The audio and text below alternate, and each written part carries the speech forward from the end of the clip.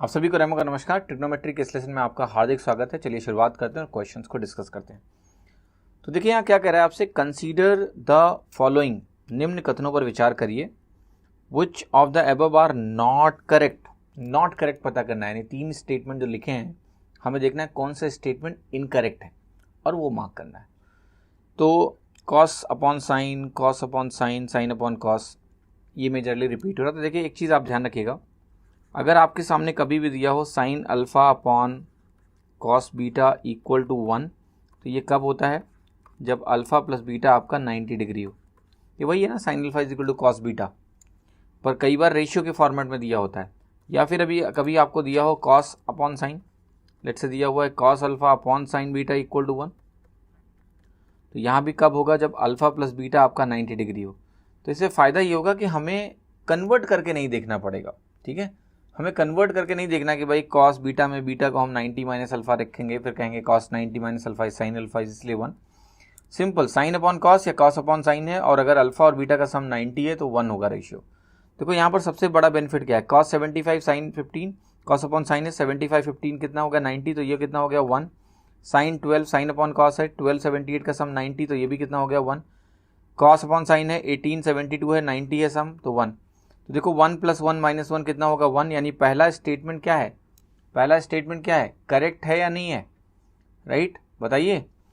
ये आया आपका 1, क्योंकि 75 और 15 था तो मैंने लिखा 1।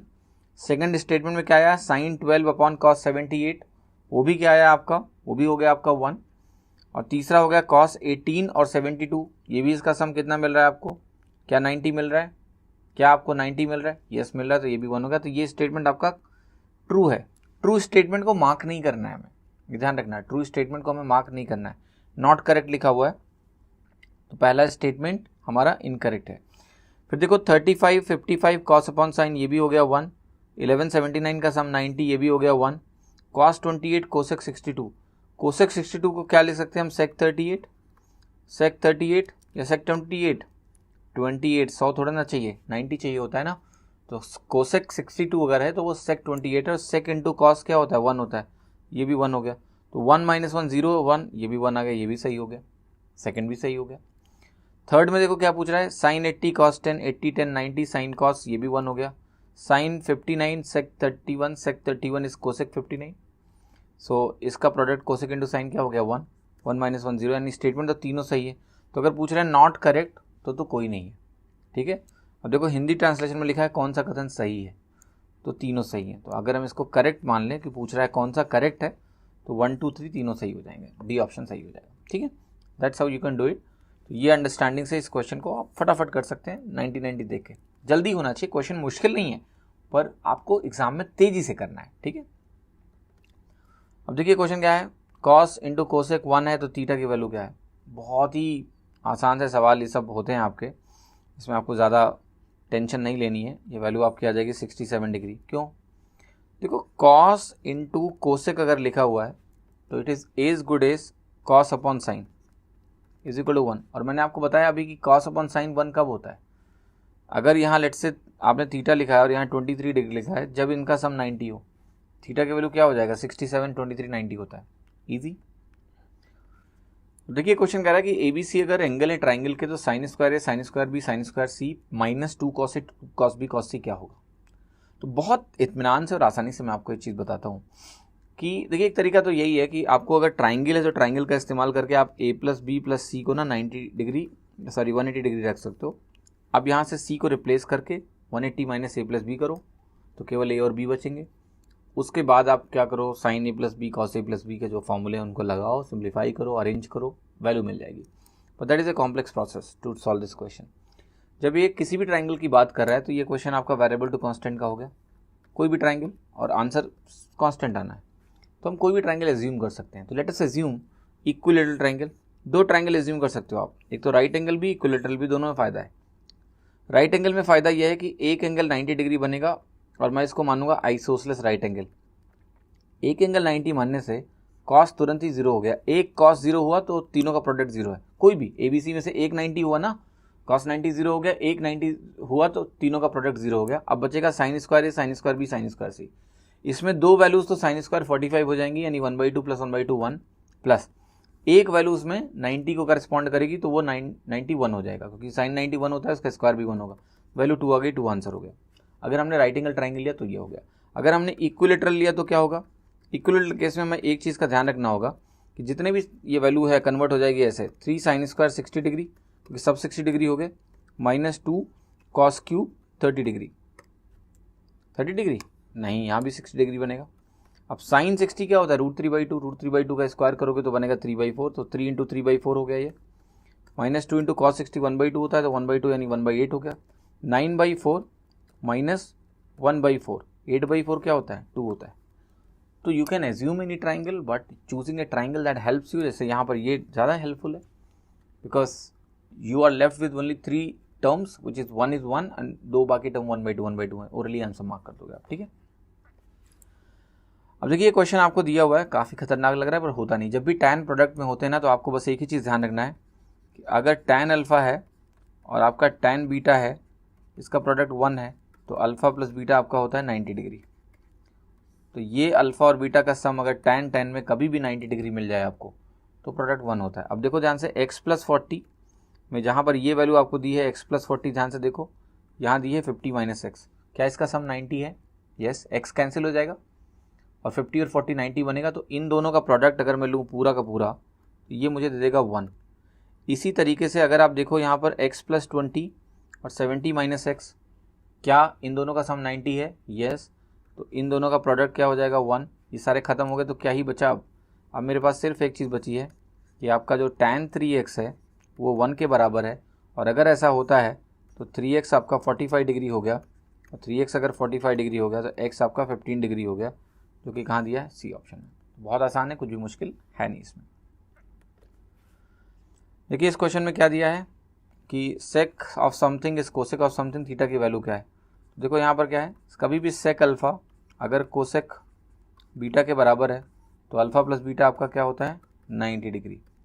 अल्फ़ा प्लस बीटा 90 डिग्री होता है, तो ये 7 थीटा प्लस 28 डिग्री, अगर मैं लिखूँ 7 theta plus 28 degree plus 30 degree minus 3 theta, तो ये 90 डिग्री के बराबर होगा।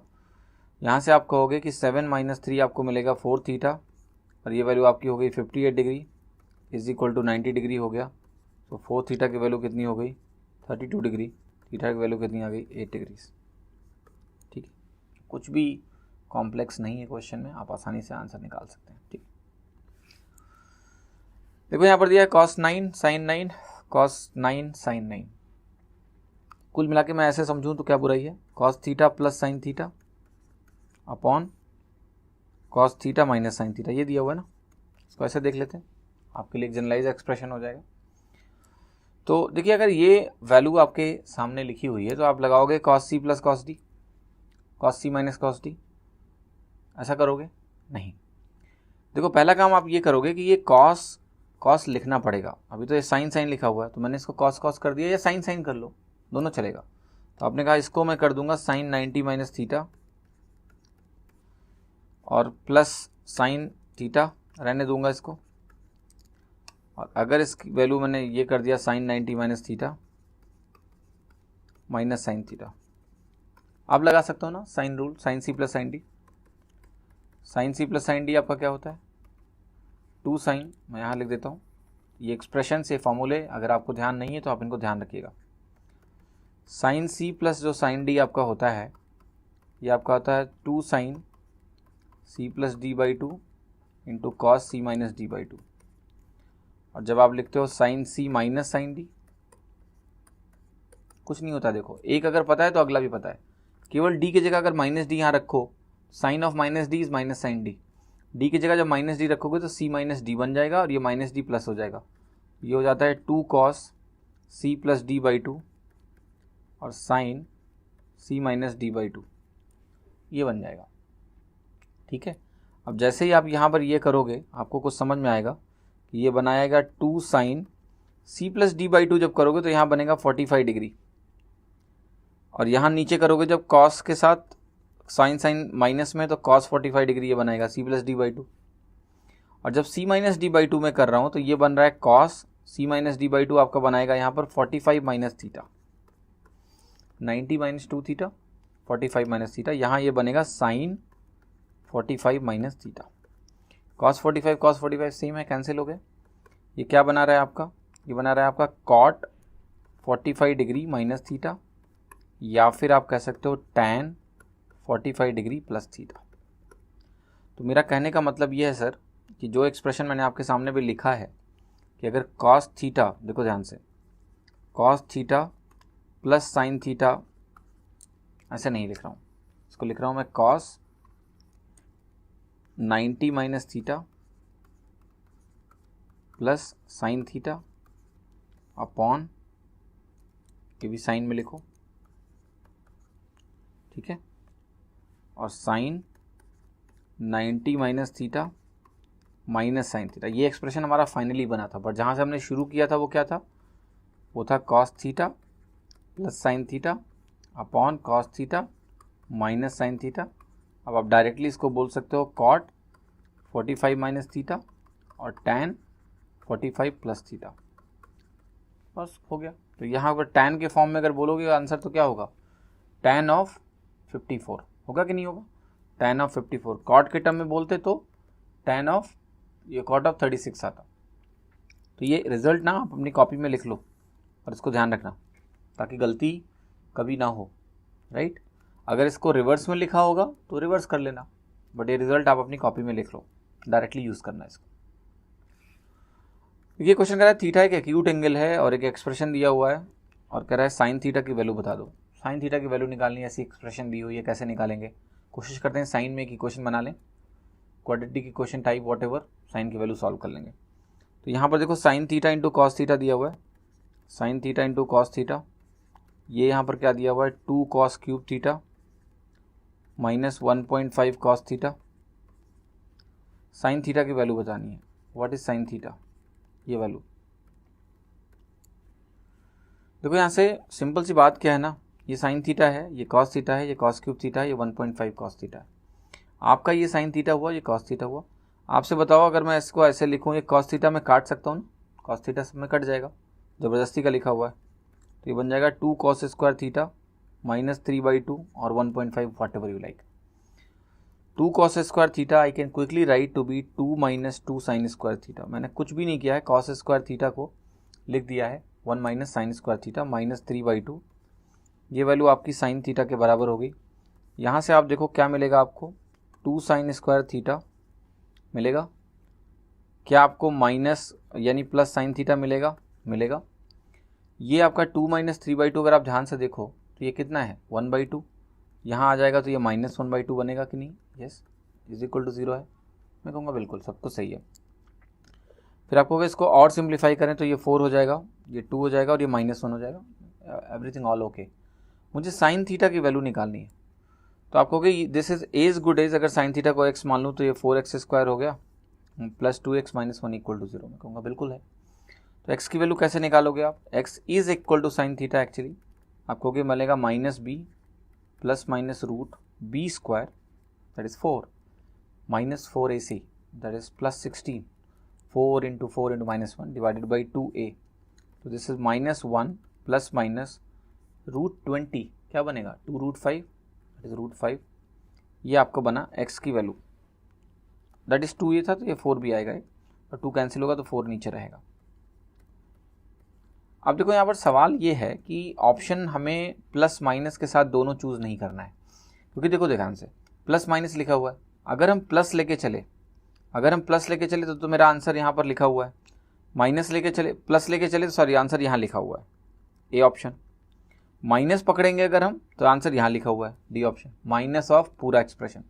एक ही चूज़ करना है ना भाई। तो अब देखो जरा एक बात बोली थी इन्होंने कि थीटा हमारा एक्यूट एंगल है, न्यून कोण है।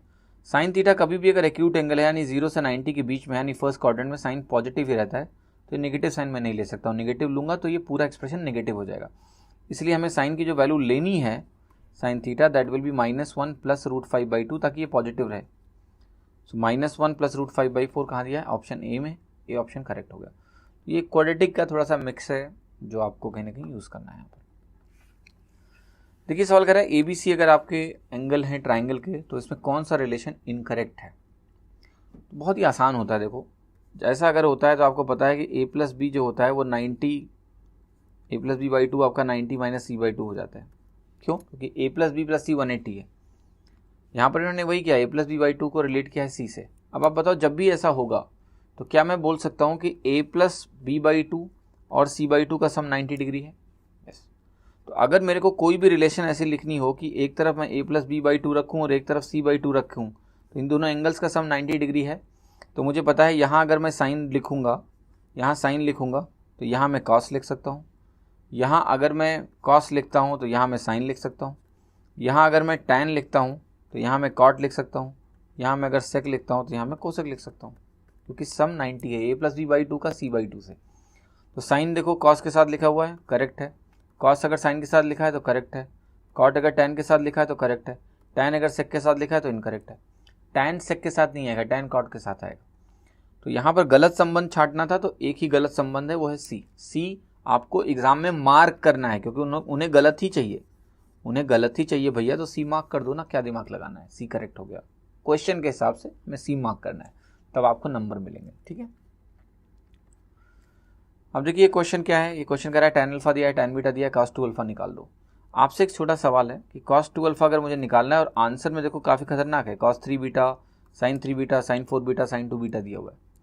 अब देखो 2 अल्फा के कुछ रिलेशंस हैं जो आपको ध्यान होने चाहिए। cos 2 अल्फा का जो रिलेशन होता है tan के टर्म में वो 1 - tan square alpha upon 1 + tan square alpha होता है, ये ध्यान रखना। साथ ही साथ अगर ध्यान रखना मैं कहूँ आपसे साइन ऑफ 2 अल्फा, लेट से साइन 2 अल्फा आपका होता है 2 tan alpha upon 1 + tan square alpha. ये tan के टर्म में साइन 2 अल्फा आप लिख सकते हो। ठीक है। तो ये दोनों रिलेशंस हैं, इनका यूज़ करेंगे हम इस क्वेश्चन में। तो आप बताओ अगर tan अल्फा दिया हुआ है तो can I find cos 2 alpha. तो आप कहोगे cos 2 अल्फा अगर निकालना है तो ये हो जाएगा 1 - 1/49 डिवाइडेड बाई 1 + 1/49। ठीक है। तो ये वैल्यू आपकी हो गई 48/50। इसको मैं सिंप्लीफाई करके 24/25 लिख सकता हूँ। दैट्स सिंपल, कोई समस्या आपको नहीं होनी चाहिए इस केस में, right. That's easily I can write cos 2 alpha. अब इसको कंपेयर करना है कि क्या ये sin 4 बीटा है कि sin 2 बीटा है कि sin 3 बीटा है कि cos 3 बीटा है। तो देखो ऐसा करते हैं, sin 2 बीटा पहले निकालते हैं। sin 2 बीटा आपने कहा 2 tan बीटा बनेगा, tan बीटा आपका 1/3 है तो 2 × 1/3 अपॉन 1 + 1/9 बनेगा। ये ऐसा किया हमने, तो आपको देखो क्या वैल्यू मिलने वाली है यहाँ पर। That's very simple. अगर आप यहाँ पर देखोगे तो 2 × 1/3 इज 2/3 अपॉन नीचे बन गया आपका 10/3, 10/9। So if I simplify this, 5 बनाएगा और यहाँ 3 बनाएगा, ये 3/5 आ जाएगा। ऑलराइट। तो मैं यहाँ पर क्या देख पा रहा हूँ कि sin 2 बीटा जो बना मेरा यहाँ पर, ये तो इसके बराबर नहीं है cos 2 अल्फा के। देन sin 4 बीटा चेक कर लेते हैं। आप कहोगे sin 4 beta will be twice of sin beta into sin 2 beta into cos 2 beta.